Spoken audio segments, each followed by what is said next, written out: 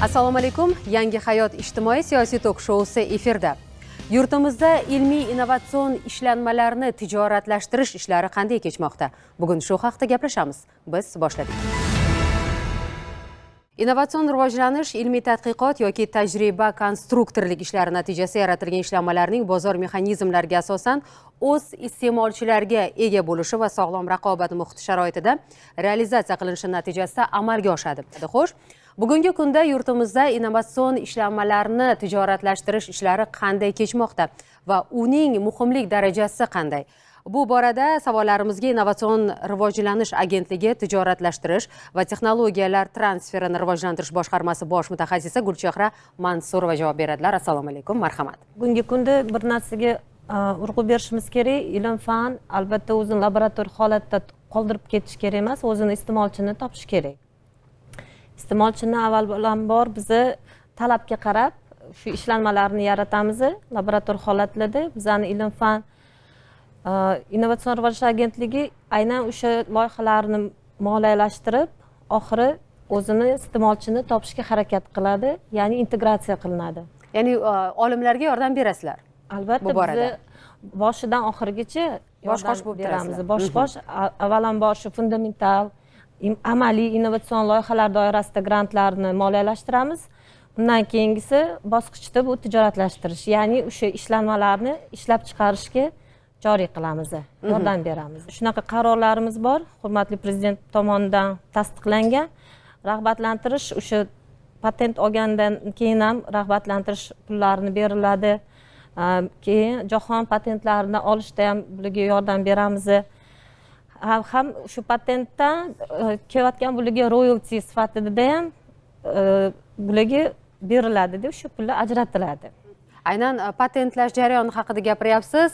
Yurtimizda shunday ixtirolar bormi? Masalan, xorijda ham bugun foydalanilayotgan va o'sha dunyo miqyosida patent olgan ishlanmalar. Qaysilarini misol keltira olasiz? Bizda shunaqa ilmiy tadqiqot institutlarimiz bor.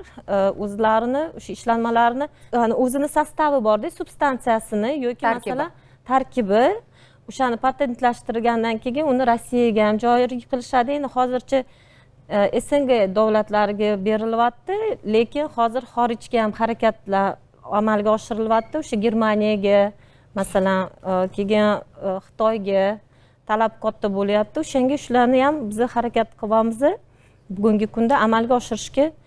Undan keyin ularning o'zini markalari bor. O'shalarni ham patentlashtiriladi. Ular ham o'sha joriy qilinadi. Bir gal ko'rsatuvimizda shunga o'xshagan mavzu bo'lganda bir olim inson kelgandilar. Ular aslida shifokor bo'lganlar va farmatsevt bo'lganlar.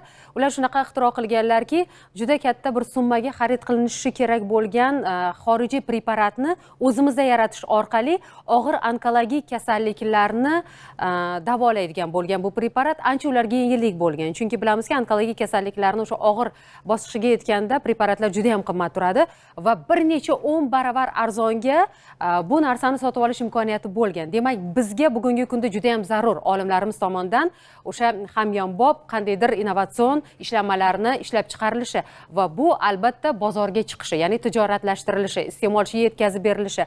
Bunda esa targ'ibot ishlari juda ham muhim hisoblanadi. Studiyamizda ilmiy ishlanmalar yaratgan olimlarimiz borlar. Ulardan birlari Zuhra Yuldashevaga yuzlanmoqchiman. Assalomu alaykum Zuhra opa. Aynan siz qanday loyihani amalga oshirgansiz? O'zingiz loyihangiz haqida gapirib bersangiz, marhamat. Ushbu uzoq yillar davomida desa ham bo'ladi, ko'sak qurtiga qarshi, g'o'zani asosiy zarar kunandasi bo'lgan ko'sak qurtiga qarshi biologik preparat ishlab chiqarishga muvaffaq bo'ldik va bu bo'yicha ikkita ixtiro patentini olganmiz hamda bu bo'yicha ilmiy ish qilganman 2009-yilda va shu ishlanma asosida buni mazmuni shu ko'sak qurtini o'zidan tabiiy holda o'zidan ajratib olingan mahalliy shtamm asosida yaratilgan. Bu kimyoviy preparatdan afzalligi biologik preparat faqat ko'sak qurtini o'ziga ta'sir qiladi. Foydali hasharotlarga, istiqbolli hayvonlarga umuman hamda insonga ham zararsiz hisoblanadi. Hamda bu bo'yicha uzoq izlanishlar davomida Innovatsion rivojlantirish agentligi ko'magida biza tijoratlashtirish loyihasini oldik va buni natijasida biza shu biologik preparatni seriyalab ishlab chiqarishga muvaffaq bo'ldik. Shu kungacha deyarli faqat kimyoviy preparatlar bilan tatbiq qilingan, ayniqsa g'o'zani asosiy zarar kunandalariga, nafaqat ko'sak qurtiga, balkim tripsga, shiraga, o'rgimchakkaniga faqat shu kungacha kimyoviy preparat. Endi hammamiz bilamiz, kimyoviy preparat asosan insonga zararli. Birinchidan, keyin foydali entomofaunani ham yo'q qiladi. Shu tomonlama shu kungacha to'g'ri kimyoviy preparat ishlatilgan, endi shunaqa imkoniyatlar yaratilyapti. Hozir mana bizda O'zbekistonda aynan zoologiya institutida shu ishlanma ixtiro qilingan. Endi bitta savol, mana shu narsani ixtiro qilguningizga qadar necha yil ketdi yoki oy? Endi bu bo'yicha men 2003-yilda aspiranturaga kirganman. Bu paytda aspirantura edi. O'shandan boshlangan. 3 yil aspiranturada o'qiganman. 2006-yilda tugatgan bo'lsam, izlanishlarim davom etib, buni 2009-yilda himoya qilganman. 6 yil davomida. 6 yil ishlagansiz bitta preparat ustida. Bu preparatni ajratib olib, shu ko'sak qurtiga tatbiq qilishlar bo'yicha.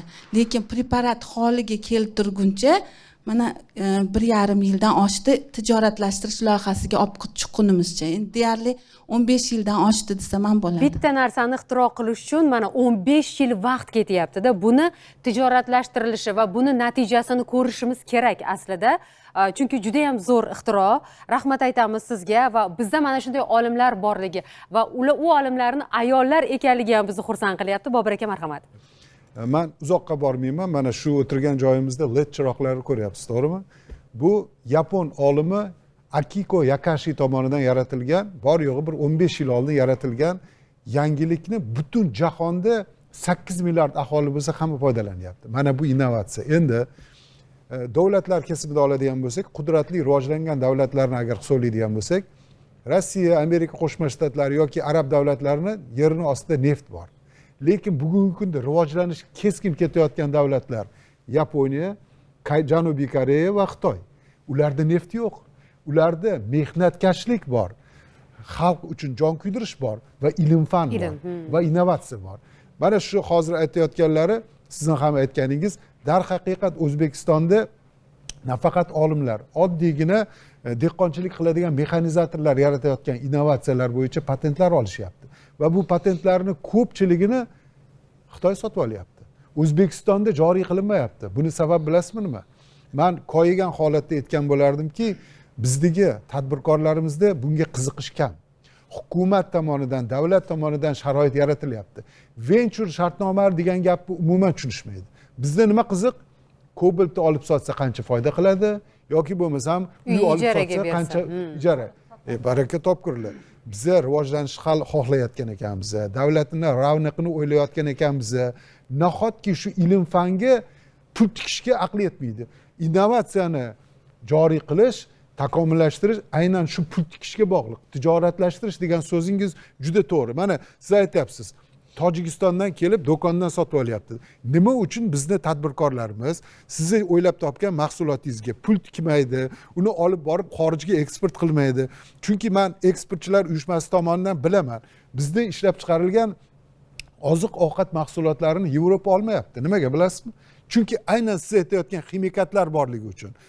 Mana bunaqa biologik moddalar ishlatiladigan bo'lsa, nafaqat o'zimizning sohaga, mahsulotlarimizni xorijga eksport qilishga ham foyda bo'ladi. To'g'ri. Lekin bunga mantiqan fikrlash, o'sha vatanparvarlik ruhiyati, innovatsiyaga qiziqish, rivojlanishga qiziqish yetarli darajada emas.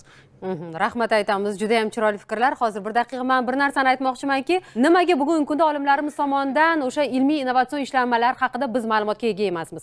Ko'rsatuv bahonasida bilmasak, boshqa safar bilmaymiz. Nima sababdan? Keling, mana shu savol bilan biz Innovatsion rivojlanish agentligi tijoratlashtirish va texnologiyalar transferini rivojlantirish boshqarmasi yetakchi mutaxassisi Erkin Rajapovga murojaat qilsak, nima sababdan bugungi kunda biz olimlarimiz tomonidan ilmiy ishlanmalarni bilmayapmiz? Targ'iboti nega past? Men bevosita savoliga savollarga javob berishdan oldin man ozgina tushuntirmoqchiman. Asli tijoratlashish jarayoni bu foyda olish maqsadida innovatsion faoliyat subyektlarining turli innovatsion faoliyat subyektlari munosabatlarini tartibga soluvchi turli xil shartnomalar, xo'jalik shartnomasi bo'lsin yoki boshqa shartnoma, litsenziya shartnomalari asosida yangi ishlanmalarni fuqarolik muomalasiga kirish jarayoni tijoratlashish jarayoni deb ataladi va aynan mana shu mamlakatimizdagi ilmiy texnologik intellektual salohiyatni rivojlantirishda innovatsion rivojlanish agentligi vakolatli davlat organi hisoblanadi va o'tgan 2021-2024 yillarda innovatsion rivojlanish agentligi tomonidan 222,6 milliardlik 248 ta turli xil fan yo'nalishlardagi tijoratlashish loyihalari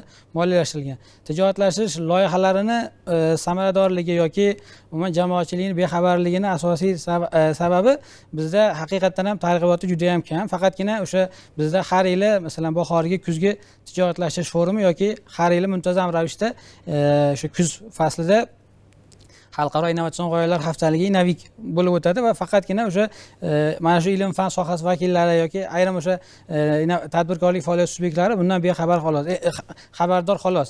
Bexabarlikning sababi endi bugungi asosiy talab bizdan ham agentlikdan ham yoki o'sha olimlardan ham asosiy talab shu bo'ladiki, o'zini mahsulotini bugun shu bozorga olib chiqish uchun ijtimoiy har qanaqa vositadan foydalanish kerak. Ijtimoiy tarmoqlar bo'lsin yoki reklama roliklari. Faqatgina bizda eng katta minusimiz ilmiy jamoatchilik biladi xolos, haqiqatdan ham. Chunki targ'iboti juda ham kam. Faqatgina ko'rgazmalar yoki yarmarkalarda o'sha namoyish qilinadi. Shu bilan yana o'sha omborda yoki o'sha ilmiy tadqiqot institutining o'zini xonalarida qolib ketadi. Yetarli kamchilik qayerda? Bu yerda men gapingiz bo'lgan bo'lsam uzr, mana PR deyiladi-yu, public relation. Bu kimnidir o'zini ko'z-ko'z qilishi emas. Aynan siz aytayotgandek yengilliklarni dunyoga targ'ib qilish, ya'ni public relation, xalq bilsin degan. Menimcha o'ylashimcha aynan shu masalada sizlarda ozgina kamchilik bor.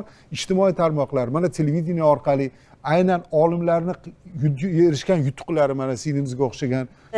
Men ham qo'shimcha qilmoqchiman. Bu albatta bizda katta kamchiligimiz. Mana Zuhra opamdan o'zlari ham bilsalar kerak. Bizning olimlarimiz endi laborator holatda o'tirganligi uchun endi kamtarinligi hammi yoki kreativnost yetmasligidan. Bizda shunaqa muammolarga duch kelamiz. Bularning o'zini mahsulotini ko'rsatib bera oladigan, даже hattoki marketingga ham yetmaydi-da, bilimligi yo'q, yetarli emas. Endi bular ixtiro qilsinmi yoki marketing bilan shug'ullansinmi? Chunki u bilan shug'ullanadigan alohida bir soha vakili kerak. To'g'ri, albatta. O'shaning uchun biz shu narsalarni axborot xizmat vakillari bor. Albatta, bormi? Ko'rib Lekin chiqilyapti. yaxshi ishlashmayapti. Shunaqa, chunki har bitta tashkilotda tan olamiz, axborot xizmat vakillari bor. Bu vazifa axborot xizmat vakillari bor, tijoratlashish bo'limlari bor. Bu hamkorlik yaxshi yo'lga qo'yilgan bo'lishi kerak. Olim emas, bu jamoa bilan qilinadigan, bu jamoaviy mehnat. Ko'proq himoya qilish Chunki mana bugungi kunda tanqid qiladigan bo'lsa, faqat javob beradi. Yaxshi podkastlar bor masalan, boshqa sohalarda, ilm fanga. Buni ham siz aytgandek yaxshi podkastlar orqali ishlanmalarni namoyish qilinsa, menimcha o'zini iste'molchisiga, o'zini bozoriga erishadi. Shu so'zingizga qo'shimcha qilmoqchi bo'laman. 2022-yilda aynan mana jadid bobolarimizni faoliyatlarini o'rgandim. Hammasini o'ylab ko'rdim. Olimlarni o'sha aytgandek o'zlarida kamtarlik, vaqt kamligini hammasini inobatga olib, innovator, ixtirochi degan mualliflik huquqini oldim menda. O'shanaqa firma tuzib, bularga xizmat ko'rsatishni tashkil qilish bo'yicha. Oliy ta'lim vazirligiga rasman murojaat qildim. Yoshlar ittifoqiga bordim. Bironta o'sha tashkilot vazirliklardan aka bu yaxshi narsa qilibsiz-ku. Bularda ko'pida misol uchun ixtirochilarda pul bo'lmaydi, moddiy imkoniyat chegaralangan bo'ladi. Shu narsa g'oya tayyor, uni yasab chiqarib hayotga tatbiq qilishga imkoniyatlar yo'q. Men shuni hammasini loyihasini shunaqa chiroyli qilib proyekt qilganmanki, tadbirkorga nima kerak? U 1 so'm 2 so'm qilishdi harakatida. Olimga u narsani chiqarish kerak.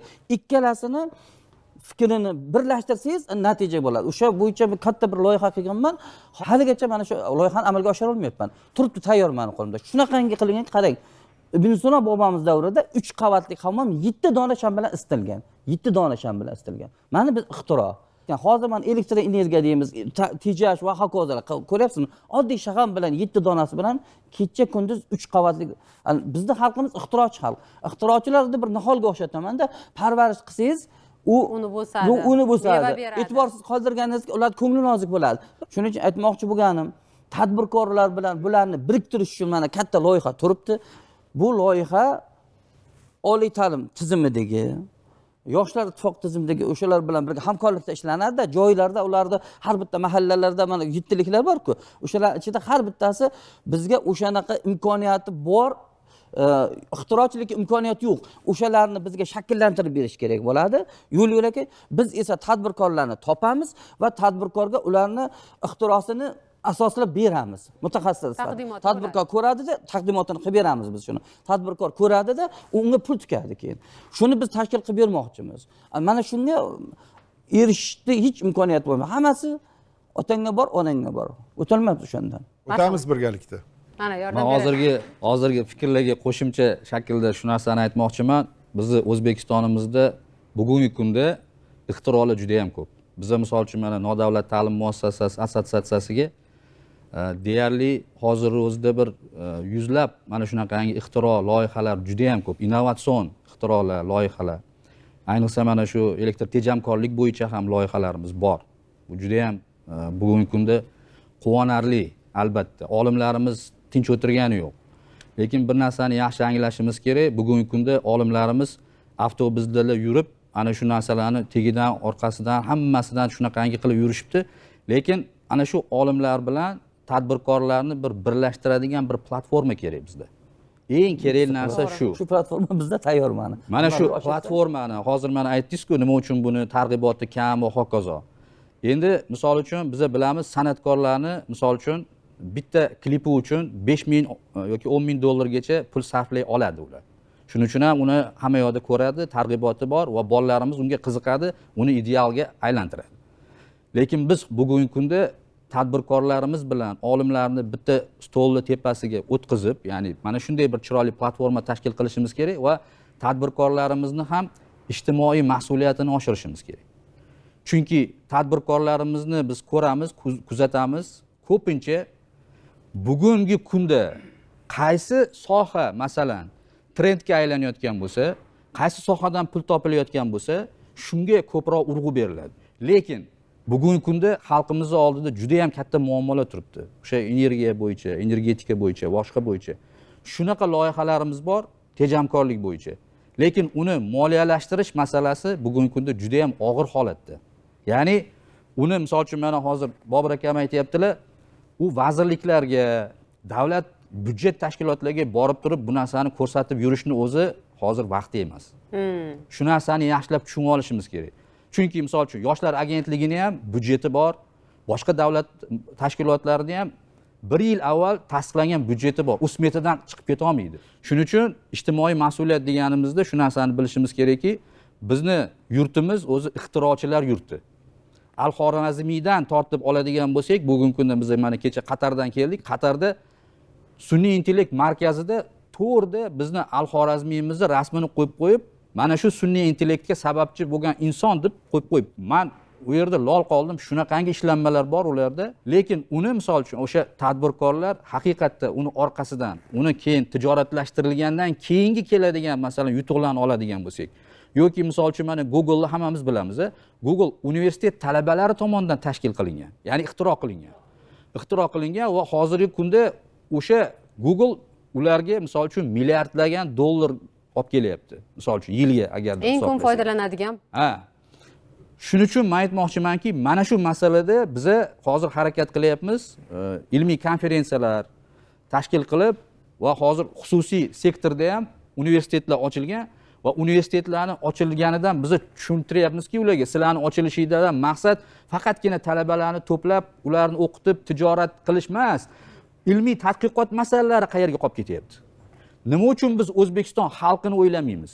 Xalqqa hozir juda katta ixtirolar va juda ham shunaqa ishlanmalar kerak, zarur va uni biz hayotga tatbiq qilishimiz kerak. Tijoratlashtirish ham bo'lsin, mayli boshqa, lekin hamma foydalansin shu ixtirolardan. Endi mana hozir olimlarimiz, ilmiy muassasalarning odamlari aytibdi. Bularni biz hozir ichiga kirib bularni tahlil qila olmaymiz. Lekin bular yaratdi, ilm bor. Lekin hayotda tatbiqi qanaqa bo'lyapti?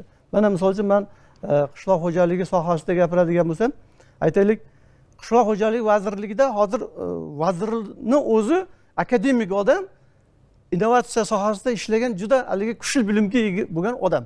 Juda ham qishloq xo'jaligida ilmiy amaliyotni yo'lga qo'yishga juda kirishgan odam.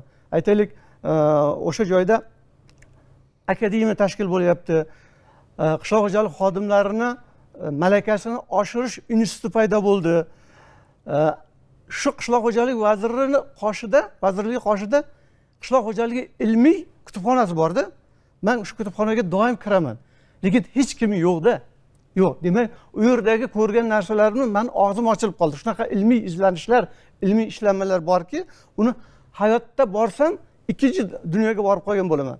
Endi mana misol uchun biz hozir qishloq xo'jaligimizni kim qilyapti? Fermer qilyapti. Biz fermerlarni qaysi asosda tanlab olganmiz? Endi u o'tmish, lekin ilmimiz o'sha jamiyatdagi ilmimiz kamlik qilyapti baribir. Bironta fermer ilmiy asosga ishlanishga, hali uni tijorati nari tursin, tekin bersa qo'llashga tayyor emasda ko'plab fermerlar. Sababi men yaqinda bir sabab bilan fermerlarning o'zi tuzgan bir Telegram guruh bor ekan, kirdim. Bir kunda 10 mingta post qo'yiladi shu yerda. U yerda nima gap? Klasterdan shikoyat, davlatdan shikoyat, yerini olib qo'yganligi, pulini vaqtida olmaganligi, bu moddiyat to'g'ri. Fermermi, boshqa klastermi uni hali talab bajarish. Lekin bironta bir ilmiy asoslangan yo ilmiy talab yo'q. Dalasiga ilmiy tomondan nima yetishmaganligi talabi yo'q. Yo'qmasa bir-biriga o'rtoqlashish yo'qda. Ya'ni men hozir ayta olamanki, o'sha qishloq xo'jaligini asosini tashkil qilgan fermerlarimiz ilmiy ishlanmalarni qo'llashga ham tayyor emas. Birinchidan u narsa yetib bormayotganligi, ikkinchidan u o'zi ham tayyor emas. Aytaylik, misol uchun u ilmiy ishlanmalarni kim joriy qiladi? Fermer tushunmaydi. Lekin tuman miqyosida aytaylik, qani agronom, shuncha agronom mutaxassislarimiz hozir yo'q. Ilgari har bir kolxozda 10 ta agronom bo'lardi. Bo'limida agronom. Ularning o'rnini nima bilan qoplayapsiz hozir? Fermerga kim yordam beradi ilmiy tomondan? Ilmiy ishlanmalarimiz yetib bormaydi. Endi fermerlarimiz tayyor bo'lmaganligi uchun tijoratiga ham tayyor emas ular. Ilmiy asosda bo'lgandan keyin u olimlarning kabinetida qolib ketmaslik kerak. Studiyamizda yoshlarni ko'ryapmiz. Bular ham ixtirochilardan va mana shunday ixtirochilar orasida yoshlarni ko'rishimiz ham bizni xursand qiladi. Muhammadali Mahmudov. Bugun esa o'zingizni ixtiroingiz bilan adashmasam kelgansiz. Men iltimos qilardim ixtiroingizni studiyamizga olib chiqishlarini. Bu ixtiromiz xudo xolasa, ya'ni prezidentimiz tashabbuslari bilan 2017-yilda va Oliy ta'lim, fan va innovatsion vazirligi agentligi tomonidan grant loyihalarini berish natijasida Toshkent davlat stomatologiya instituti ustozlari bilan birgalikda, ya'ni Habilov No'mon Luqmonovich, Akbarov Afzal Nurmatullayevich va Salimov Olixon Rustamovichlar bilan birgalikda mahalliy dental implantlar yaratib o'tdik. Bu mahalliy dental implantlar yaratishimizdan maqsad avvalambor, ya'ni ekspertlarimiz aytgandek, bu yerda narx borasida ancha farq qiladi. Ancha farq qilish natijasida buni sifatliligi va hozirgi kunda talab shu darajada oshib borganligi uchun bu narsalarni ixtiro qilib o'tdik. Bu hozirgi kunda ommalashtirib boryapmiz, ya'ni aholiga bu haqda tushunchalar olib boryapmiz. Bu ekspertlar aytganidek internet tarmoqlariga buni reklama roliklarini joylashtirib, buni ommaga taqdim etishni boshladik. Hozirgi kundagi juda ko'p aholini 80% holatlarida tish qatorlari nuqsonlari yoki to'liq tishsizlik natijasida bu implantlarga talab juda ortib bormoqda. Shuning uchun bu implantlarning sifatini biz yanada ishlab o'tirib, ustiga qilinadigan sloylari, pakritilari yoki o'stirik rezbalari, ya'ni o'tkir rezbalarni to'g'ri tashkillashtirish bo'yicha yoki buni katta kichik razmerlarni sifatini oshirish bo'yicha yana ishlar olib borilmoqda. Ishlar davom etyapti. Endi menda bitta savol tug'iladi. Masalan, bizda xorijniki desa, qancha bo'lsa ham to'lashga tayyorda yurtdoshlarimiz. Bu hech kimga sir emas. Lekin O'zbekistonning ixtirosi desa, qandaydir shubha bilan qaraydi. Bugun mana shu mahsulotingizni o'sha mijozlarga yetkazib berish yoki bo'lmasam ularga sotish qiyinchilik tug'dirmayaptimi? Hozirgi kunda bu savol to'g'ri, juda ko'pchilik beradi. Ya'ni Oliy ta'lim va fan innovatsion agentligi bilan birgalikda sifat ko'rsatishlar ISOdan o'tkazilgan, ya'ni sog'liqni saqlash tomonidan ko'rib chiqilgan va qilinadigan reja asosida ko'rsatiladi va hozirgi kundagi Koreya yoki Yevropadan kirib turgan implantlar bilan to'g'ridan-to'g'ri raqobat qila oladi. Bu narsani biz bemorlarga tushuntirib o'tganimizda, asosan bemorlarda ko'proq narx bo'yicha muammolar paydo bo'lgani uchun O'zbekiston implantlarini hozirgi kunda narxlari arzon. Shuning uchun bu narsani ko'proq taklif qilyapmiz va bu talab bor demak bunga.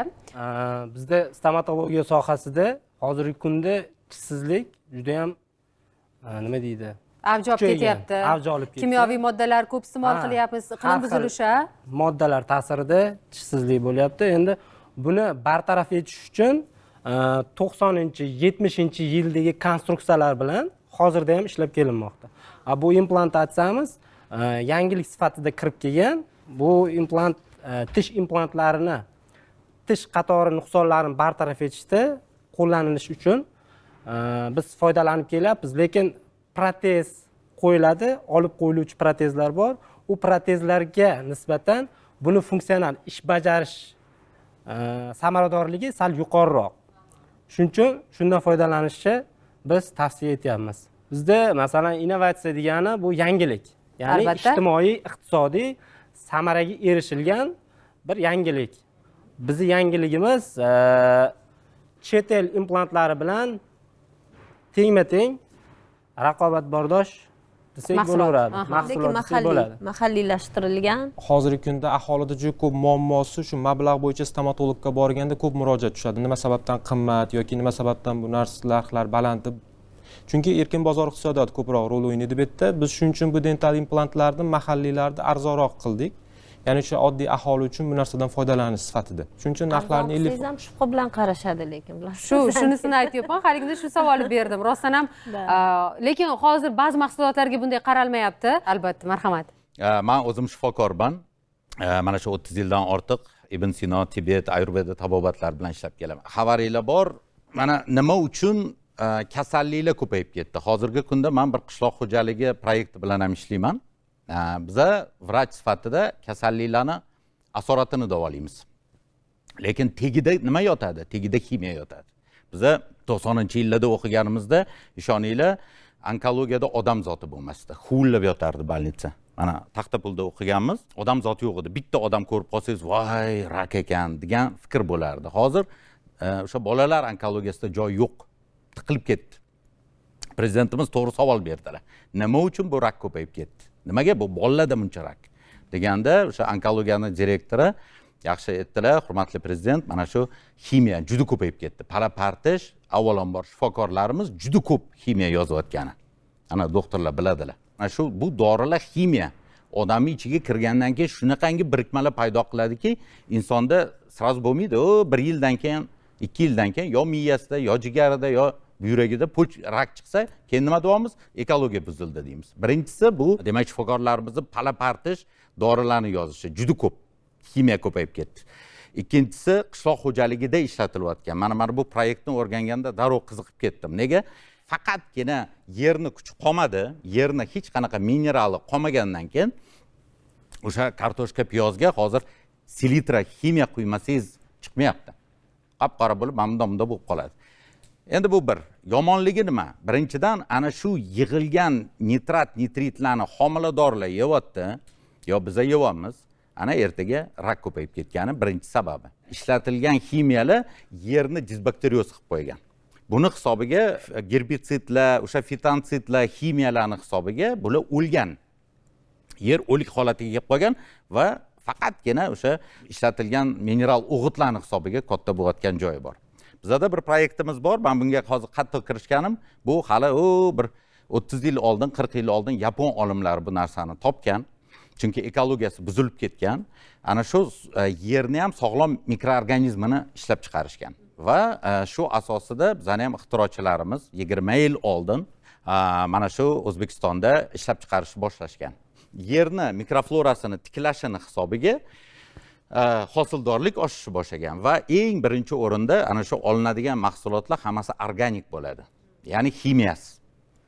Organik degani bu bizani xalq ertaga organik, ximiyasiz mahsulot yesa, qovun, tarvuz, kartoshka, piyoz yesa, birinchidan onkologiyani oldini olgan bo'lamiz. Bir. Ikkinchisi, organik mahsulotga chet ellarda bilasizlar qanchalik talab katta. Bitta kartoshkangiz hali bir so'm bo'lsa, hozir agar organik mahsulot deb ishlab chiqaradigan bo'lsak O'zbekistonda, O'zbekistonning sharoitida ishonaveringlar, haligi importchilar chet eldan, Yevropadan turna qator bo'lib turib oladi. Endi bu bizning bir mahsulotimiz bor. Isbotlangan dunyo miqyosida 40 tadan ko'p oltin medallar olgan ko'rgazmalarda. Va Yevropada 2015-yil qatnashganmiz. Mana shu bizning ustozlar qatnashgan. 2017-yil Yevropada UNESCO-da o'tkazilgan xalqaro organik o'g'itlar bo'yicha ko'rgazmada 5 ta oltin medal va bitta eng katta oltin medal qo'yilgan. Ana shu eng katta oltin medalni bizning mahsulot olgan. Xudo xolasa, mana shu narsani ko'proq tanishtirsak va mana ustoz aytgandek, agar tijoratchilar qiziqsa bu narsaga, bu juda katta proyekt. Birinchisi, boyaga aytgandek, O'zbekistonda xalqni salomatlashtirish, hosildorlikni 3-4 baravarga oshirish mumkin bu organik o'g'it bilan va O'zbekiston eksport salohiyatini 100 baravarga ko'tarib yuborsak bo'ladi. O'ylaymizki, kelajakda olimlarimiz tomonidan qilinayotgan ixtirolar moliyalashtiriladi va o'z egasini topadi. Yangi hayot ijtimoiy siyosiy tok-shousini kelgusi sonlarda ko'rishguncha xayr, salomat bo'ling.